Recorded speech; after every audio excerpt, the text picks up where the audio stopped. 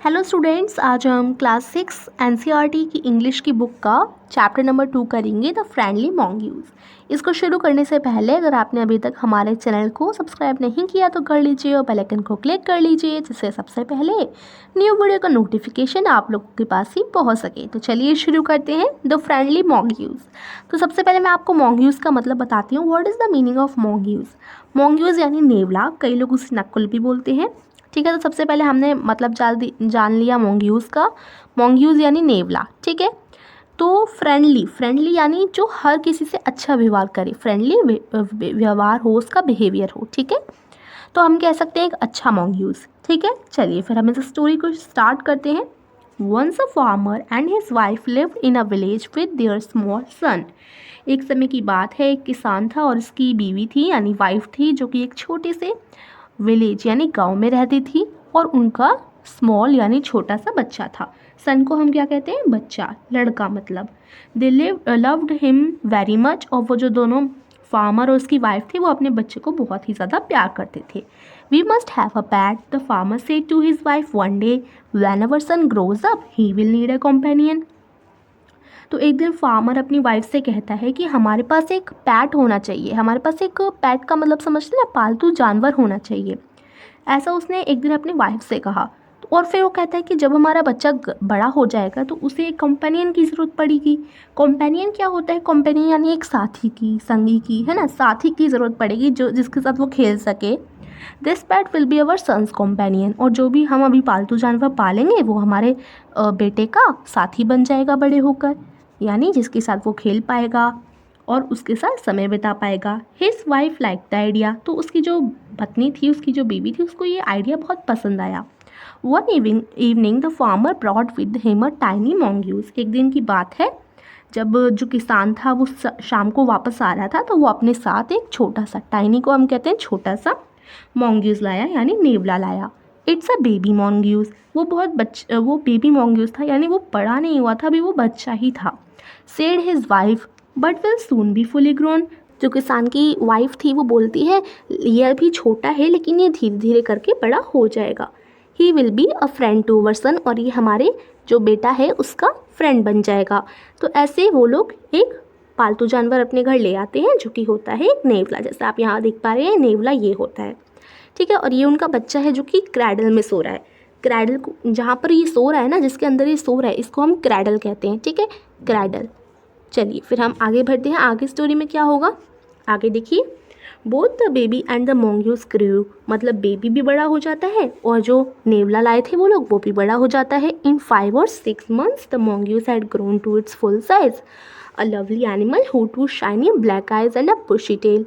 5 से 6 महीनों में क्या होता है, जो नेवला होता है वो तो बहुत ही बड़ा हो जाता है, मतलब पूरा बड़ा हो जाता है, पूरे फुल साइज में आ जाता है। और वो कैसा होता है? एक प्यारा सा एनिमल बन जाता है, जिसके 2 शाइनिंग आइज़ होती हैं और एक लंबी सी पूँछ होती है। लेकिन जो किसान का बेटा था वो अभी तक बेबी ही रहता है, क्योंकि आप लोगों को पता ही है ना, जो इंसान होता है वो 5-6 महीने में बड़ा थोड़ा ना हो जाता है। 5-6 महीने में तो एक न्यूबॉर्न बेबी नया ही रहेगा, बस 6 महीने का हो जाएगा, ज़्यादा बड़ा थोड़ी ना होगा। तो जो किसान का बच्चा था वो बेबी ही रहता है और वो क्रैडल में ही सोता है और वो हमेशा रोते रहता है।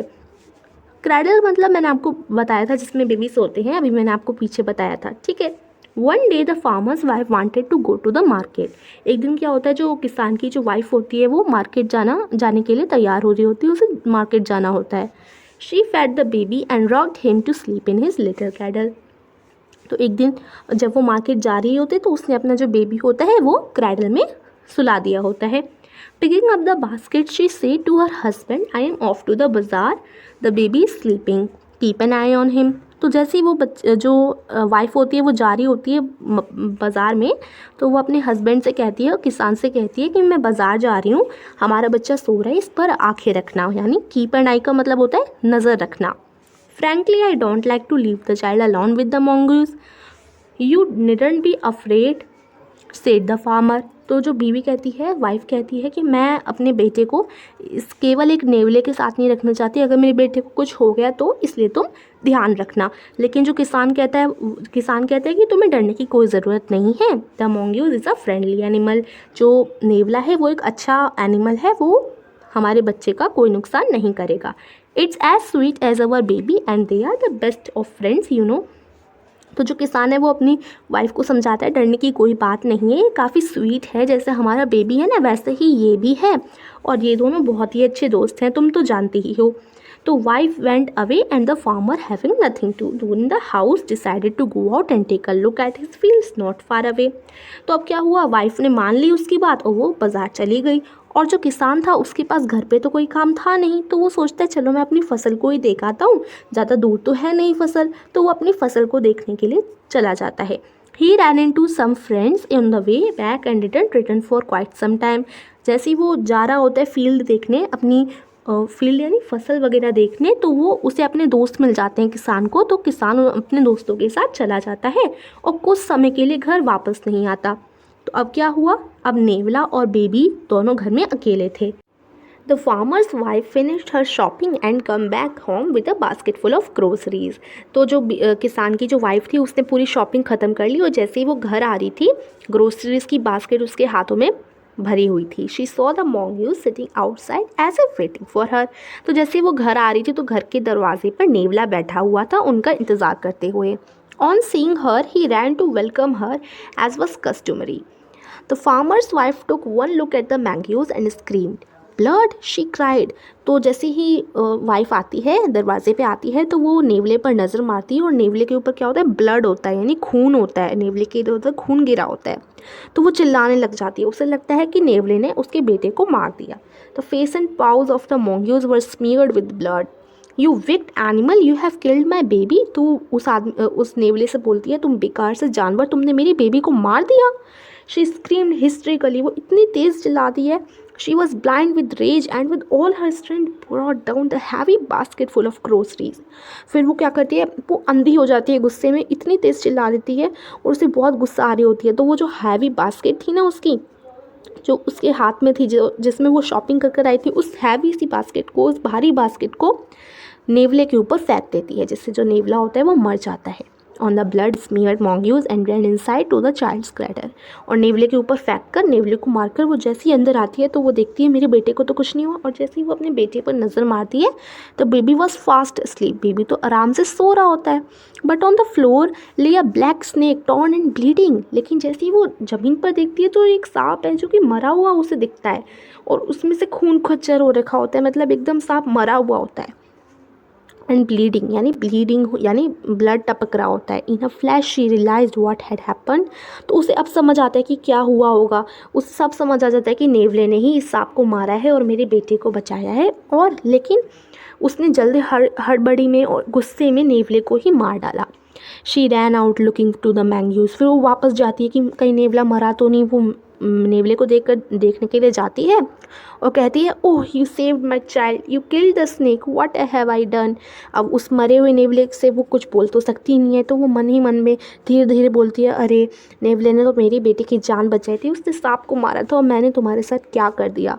She cried touching the mongoose who ले dad in still.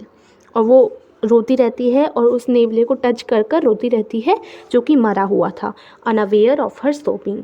The farmer's wife, who had acted hastily and rashly, stared long at the dead mongoose।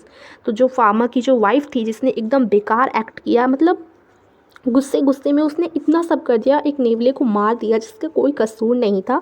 अब उस मरे हुए नेवले को टच करके रोती ही रहती है। Then she heard the baby crying, wiping her tears she went in to feed him। फिर उसे अपने बच्चे की रोने की आवाज़ आती है तो अपने आंसुओं को साफ़ करके वो अंदर जाती है उसे दूध पिलाने के लिए।